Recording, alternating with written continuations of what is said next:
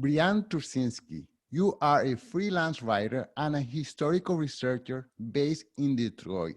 And you just published a historical book called Detroit's Lost Poletown, the little neighborhood that touched a nation. And Brianne, I had to tell you, congratulations. Your book just went public, and within a day or two, it was completely sold out. So I'm just so intrigued about the reason of that huge success. And I'm also intrigued about your background. How do you get into writing, and how do you get interested in this subject? So I wonder if we could start with that. Tell us who you are and how is it, and your trajectory until now that you wrote this book. Um, Thank you for having me on your show, first of all. Uh, um, yeah, I've always been interested in history. From when I was a kid, I don't know what it was. I just loved the human story. That's what was interesting to me from the time I was a child, just the human story. And it's not so much the surface of humanity, but like how people felt when something happened to them. And I found a lot of that in books, letters, and memoirs and diaries. And so I would read old diaries from the Civil War era. A lot of them have been published, and letters also. So then when I got into college, I studied history, and my professors kind of took me under their wing, and they all wanted me to be a professor. And but I ended up getting my master's in teaching instead for secondary education, which in the United States, don't you live in Canada? Right. Yes, yes. In the United States, secondary education, I don't know if it's different, is middle school and high school. Right. So that's my degree, is to teach high school or middle school history or English. Nice. But I never used it because I got married immediately and started having kids right after college. So I was a stay-at-home mom for a while, and then I opened up my own business where I was printing art on scarves, and I was working with a manufacturer in India. And so that was really cool. For like 6 years, they got into magazines, and but I was doing it all myself. I was fulfilling sometimes an order of 900 units in 48 hours by myself. Wow. Wow. So it was a little too crazy for me, and I wasn't very good at balancing family life and then having a business. I was realizing, I don't want to be completely into this business. I want to enjoy my children while they're young. And so I dissolved it after 6 years. And so then I started writing, and writing is something I've always done growing up. I always kept a diary and would jot down my thoughts or whatever, But I got really seriously into it after I dissolved my company, and I realized I would like to do something, with the time when the kids are sleeping or the time when they're in school, or, so, and it kind of evolved from there. I was writing a lot of fiction, short stories, poetry, and some of that has gotten published. And then it kind of evolved into nonfiction. And back into historical research, so I kind of came full circle, and I really feel like I'm using my degree, again, and it feels so good to be doing that. Nice. So it's quite unique. You focus your history story or writing not on the generals or the politicians or the decision maker, but on how it affects the people who at that time. So no the big guys, but just the general population. That's what I gather from what you just told me. Mm-hmm. Yeah, with Poletown specifically, I didn't, 2 years ago, I didn't know what Poletown was. And I kind of talk about this in my prologue and the whole first part of the story.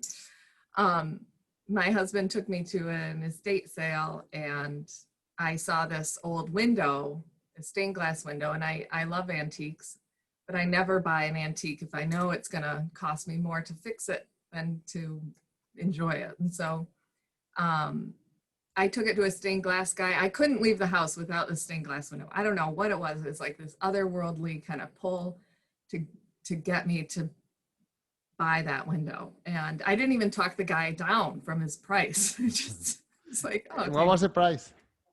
It was like $70 or something Wow, like that. okay. I was just like, okay, $70. That sounds good. So, and he's like, yeah, it was from an old Poletown church when they knocked down that neighborhood. And I was like, okay, I don't know what Poletown is. And so I took it to my stained glass guy, who he's been doing some stuff in our church and everything. So I took it to him, and he's like, you have to investigate this, find out what church this came from. And it's from Poletown. I mean, that was a really traumatic event that happened. And so it kind of piqued my curiosity. And I went home, and I was determined to find what church this came from. So I was doing all this research, and through this research, I was seeing the story unfold of how this neighborhood just completely got demolished, and the trauma, and all the pictures of the people protesting and crying and praying. And I was just touched by it. And then, I don't know if you want me to go into the whole thing with how I feel like fate kind of called me to this story. Yes, please. Yes. But right before that, so you have kids, and you also claim to have the fastest living dog alive. But can you, with that, your husband, your kids, and your fast dog, how can you tell us what's your writing routine? You wake up at 4:00 in the morning, or stay up until 3:00 at night? In what moment, chasing your dogs and your kids, when do you get to write? Okay, so I wake up when it's not so cold out, I give myself a 16-degree limit. I get up about 5:45, and I go and I take a walk it's still dark out, and I take a walk for it usually takes me 35 minutes. With your fast dog? With my fast dog. Okay, great. And I come home, and I'll make my kids breakfast or whatever. And then I usually do about an hour, and sometimes 3 hours, it sounds crazy, of prayer. Okay. and spiritual writing and Bible study and stuff like that. And because that's a huge part of my life too, on the side. And then after that, about 10 o'clock is when I finally start sitting down to write. And after I, work out, if I have to work out, because I work out every other day, and then, get ready, and then I'm ready to do my stuff at 10 o'clock, and then I work till about 3 or 4. Nice. So with little breaks in between, I kind of just do things on my own time. I don't get so bogged down with, if it has to get done, it'll get done. I'm kind of relaxed about it, but I got to do my spiritual work. I got to do my walks. I have to take care of that stuff. That's a priority to me, And do you manage to stay focused during all that time that you are writing, or you are the one who travels to the refrigerator 20 times in 1 hour?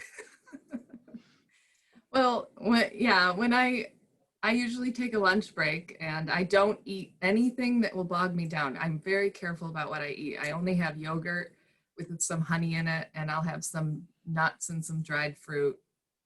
And then if I get really hungry, I'll have an orange or half a grapefruit, because that's energy food for me. I can't have like noodles or leftover dinner stuff, because I will be asleep by 2.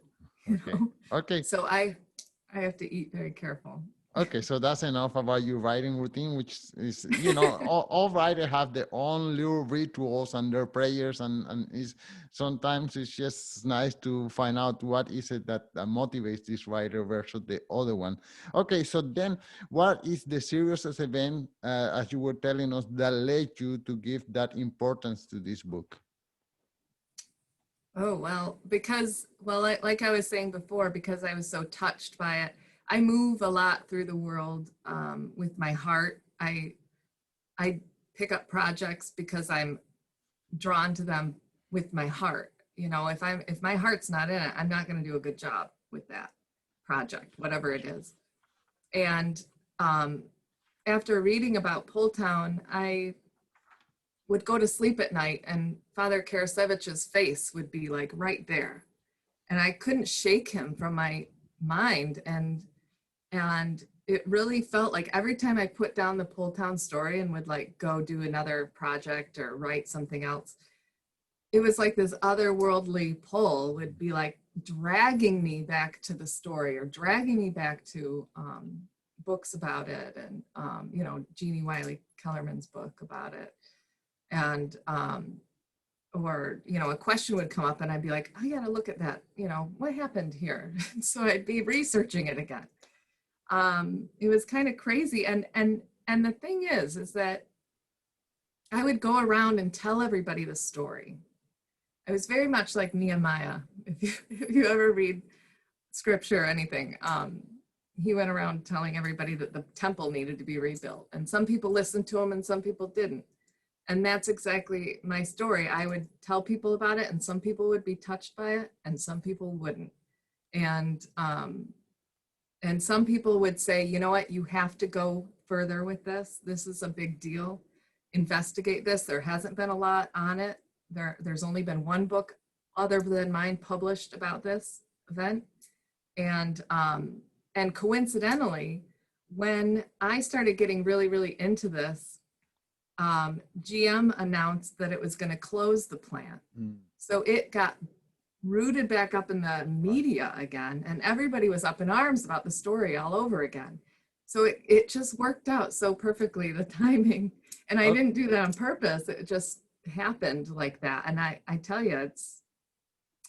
Okay, so before we go, just to put our listeners up to date, in the 1980s, General Motors says, we would like to set up a plant here, and then they destroyed this neighborhood, Poletown, and everyone got kicked out, and that's what you tell in your book. Did I get it correctly?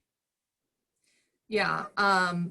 In 1981, they raised the neighborhood, which was 465 acres of a living, breathing neighborhood. Some people will say that it was blighted. There were parts of it, I'm sure, that were blighted at this point, but what is that really the point when there are people living there that are still enjoying their life, and they were elderly and they wanted to live out their lives there. And, you know, then GM comes, and the city of Detroit, and they tell them they have to move. That was very traumatic. And there were, you know, multiple people that died from depression and just heart attacks, you know, I'm going to say because of it. I can't say it from a medical point, but. Okay, so since you study the neighborhood, can you describe the neighborhood and its occupant? I mean, it's a living thing. What was going on before they got the letter from the mayor telling them that they had to move out? What was the everyday life in that community? Well, you know, its prime was in the 40s and 50s, and it was a predominantly Polish neighborhood at that time. And it was just, from everyone I interviewed, they just talked about how wonderful that neighborhood was. It was a family neighborhood. People would sit on their porches and talk to their neighbor next door. And if they needed to borrow salt, they would, you know, yell through their kitchen window to the neighbor's kitchen window and ask for salt or ask for sugar.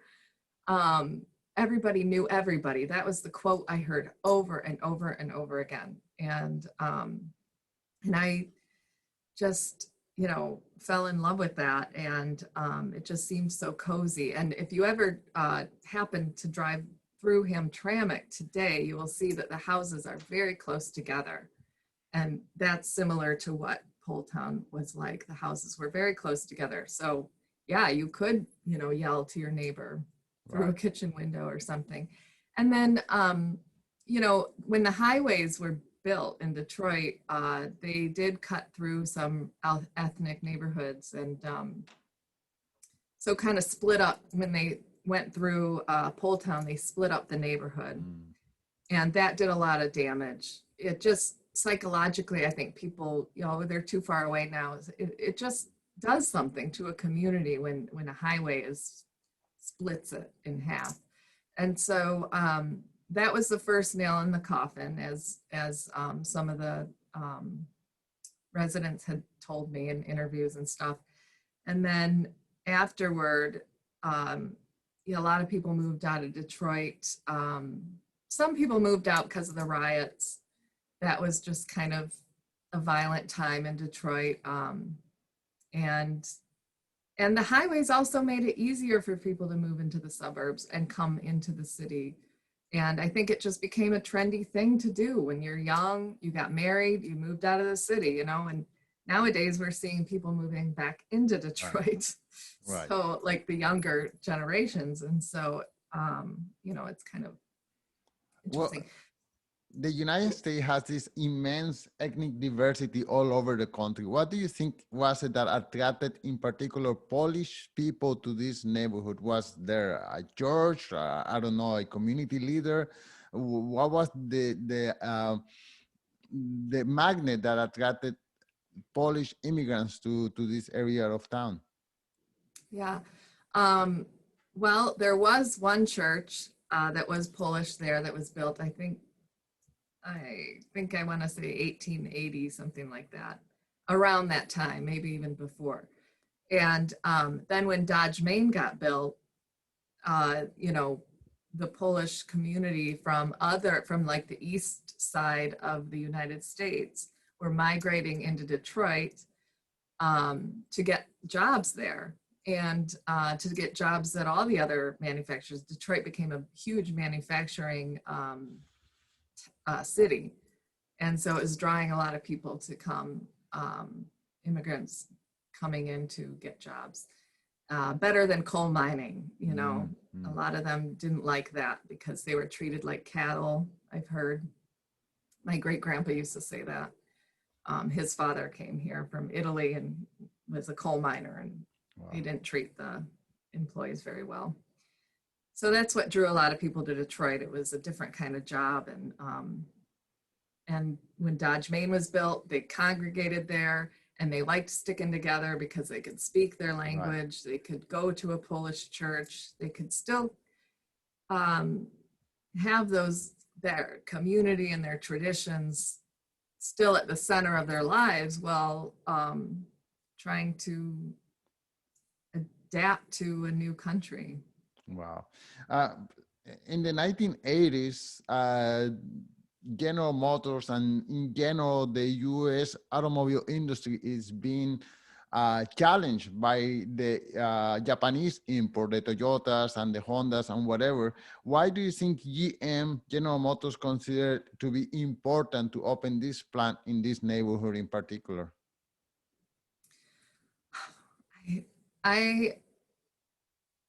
When GM came to Detroit, when they approached Coleman Young with this,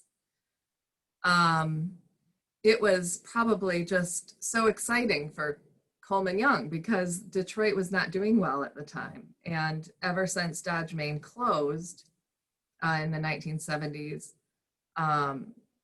they were losing a lot of tax revenue. Hamtramck was in trouble because they had put all their eggs in one basket with that plant. And so when GM approached Coleman Young was kind of, his back was against the wall, to quote Jeannie's book. He wanted to save the city. He knew that this would save the city, and he was ready to do anything to give them property. And so he pointed out 3 other properties that would have been fine. but they liked the Polish community the best. They liked Poletown because it had access to the rail lines, and it was just right there with their other headquarters. They liked it there. I don't, Okay, so yeah. so then the plan was to compensate these people, pay them off in a way, and then they will build a plan. Do you know if what they were offering for compensation was anywhere close to fairness to those who were willing to relocate?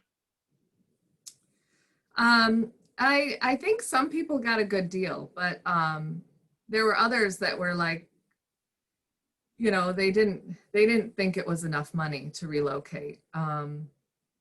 And a lot of the time when they were relocated, they didn't like the house they were moved into, or the house that was chosen, because of certain issues that needed to be repaired. And then there was like one woman who moved into a new house in Detroit. There were a lot of repairs that needed to be done, but then her husband died because he was depressed. Mm.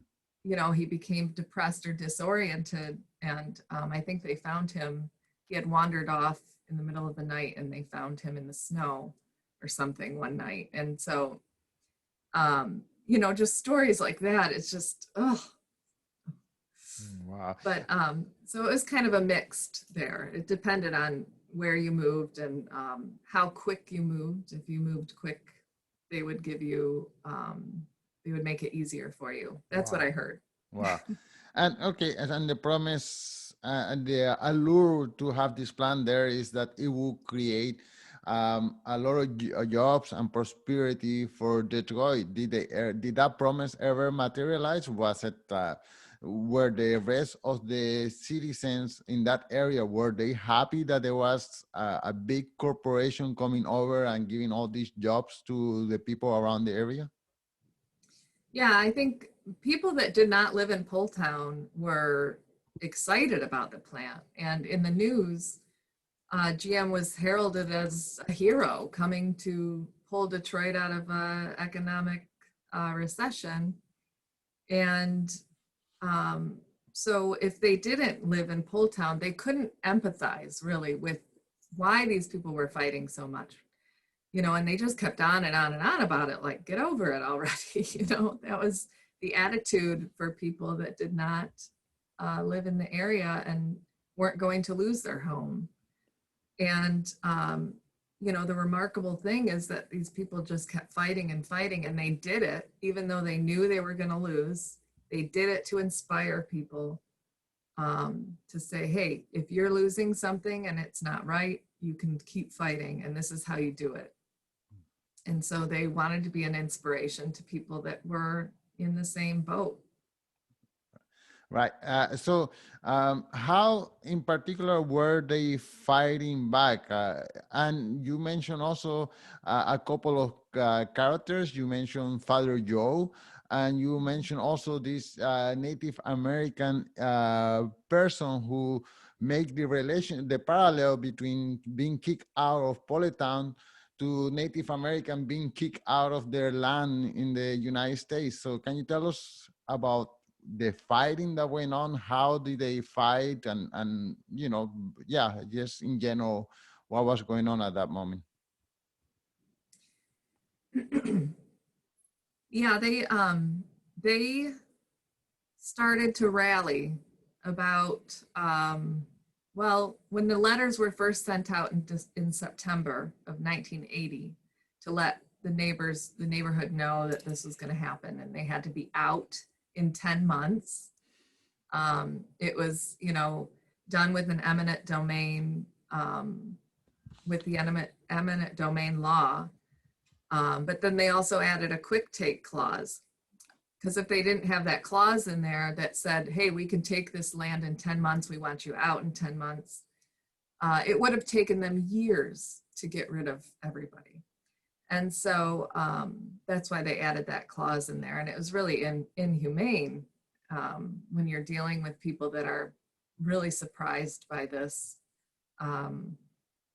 taking of the land. And so they started to rally a little after that, they started asking questions, getting into groups and trying to organize a little bit.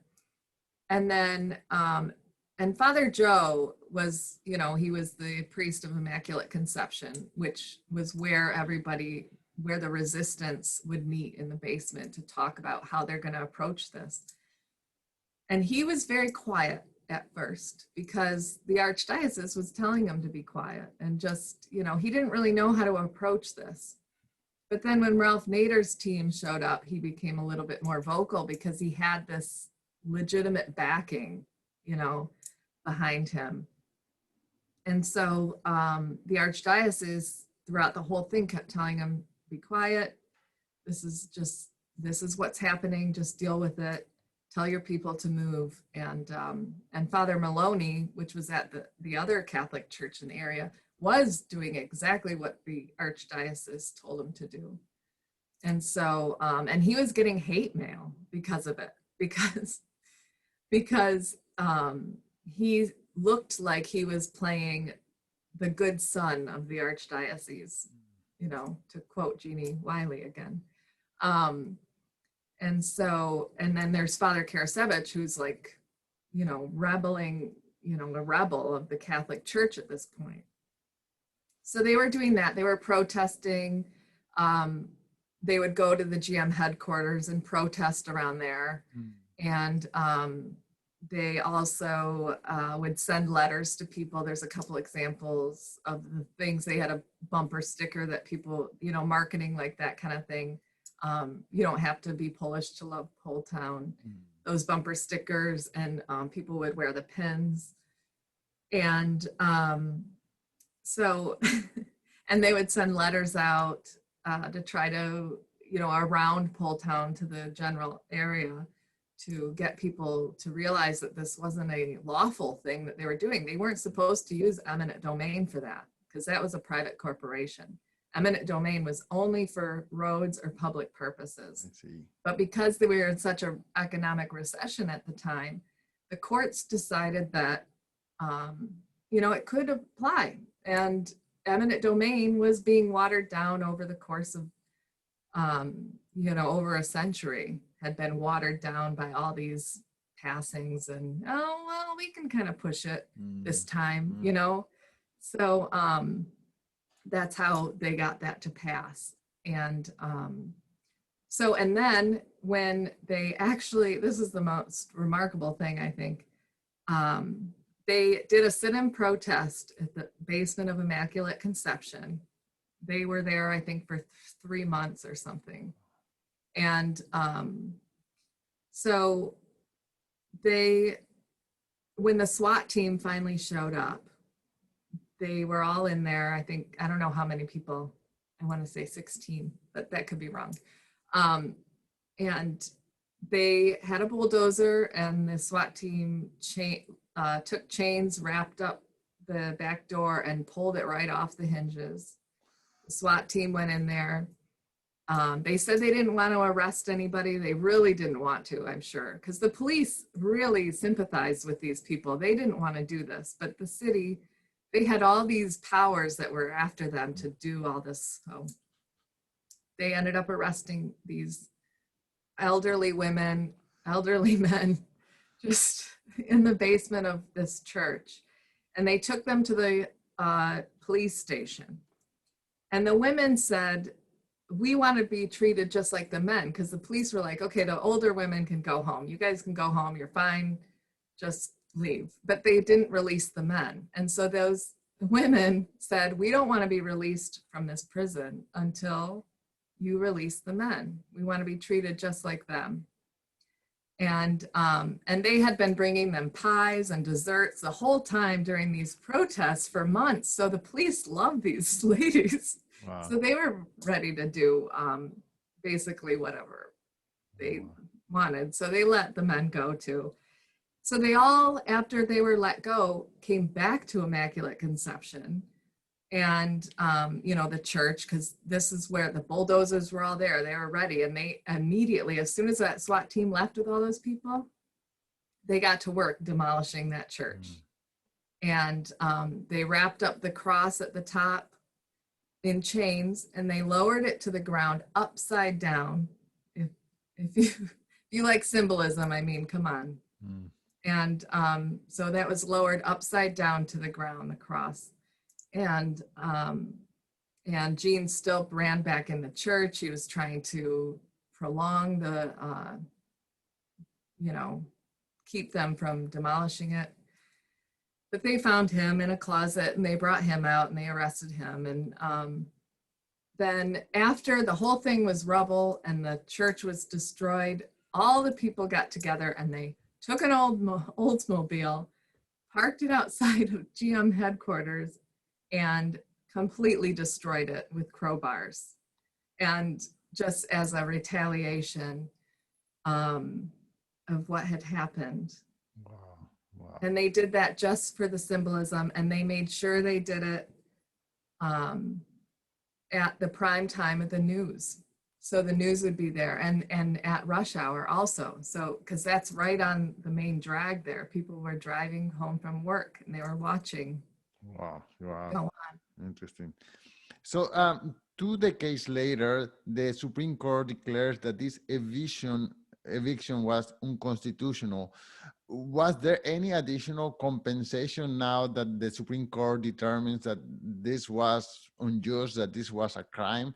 What happened, or were the residents compensated in any way for this injustice? Well, they knew it was an injustice. The people knew it was an injustice from the get-go. And so people were suing the city for years after this. And when the Supreme Court in 2004 decided it was, an unjust thing, and I'm not sure if anyone, I don't think at that point anyone came back and said, hey, I'm going to sue you again. I think they just kind of were like, well, that stinks, but I don't know. It was just, I don't know if anyone came out of the woodwork at that point. A lot of people were elderly and probably not around. They had probably passed by that point. So.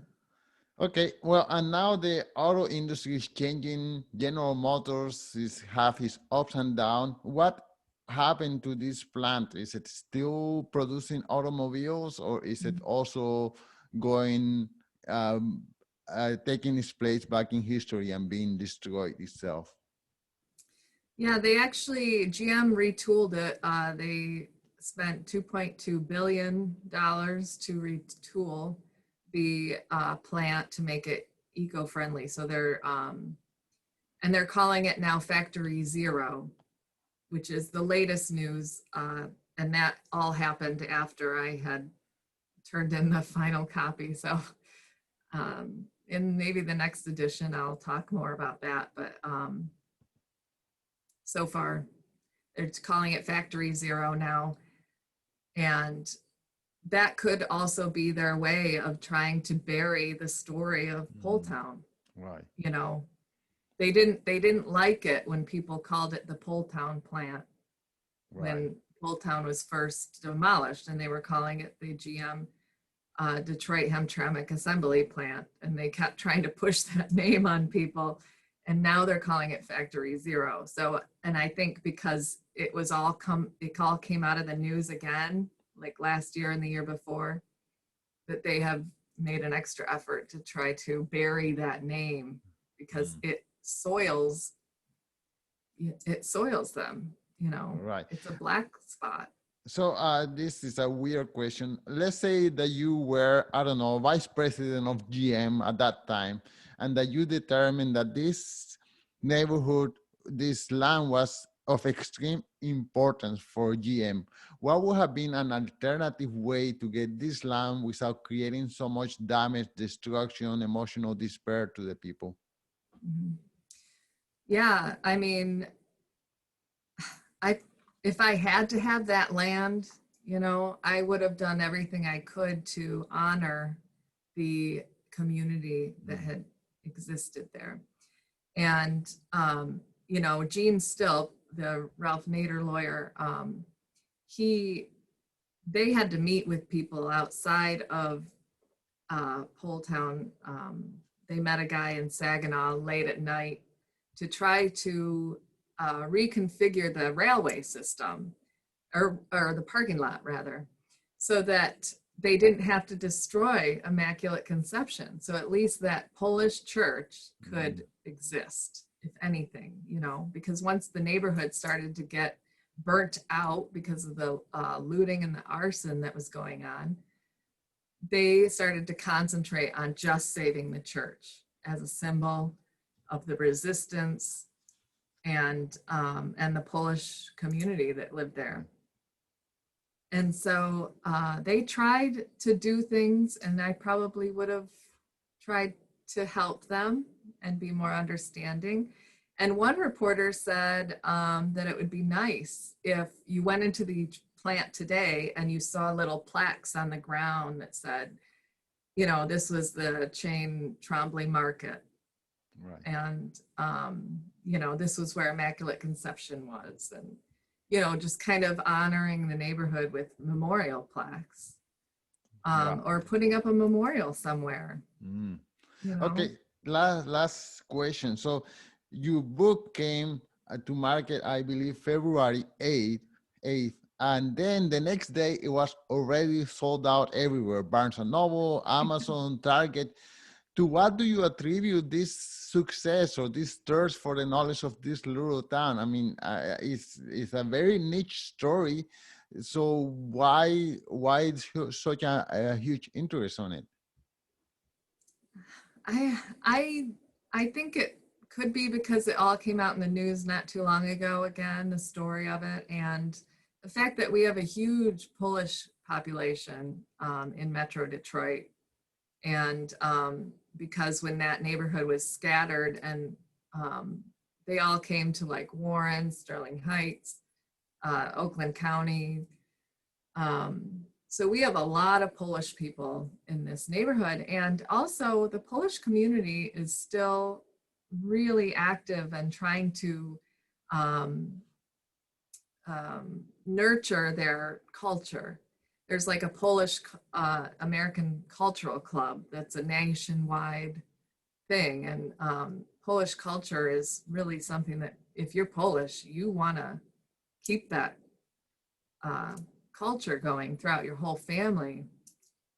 And so I think that, you know, people are proud to be Polish, and anything that shows a resistance to Polonia is something that they're interested in, you know, understanding why.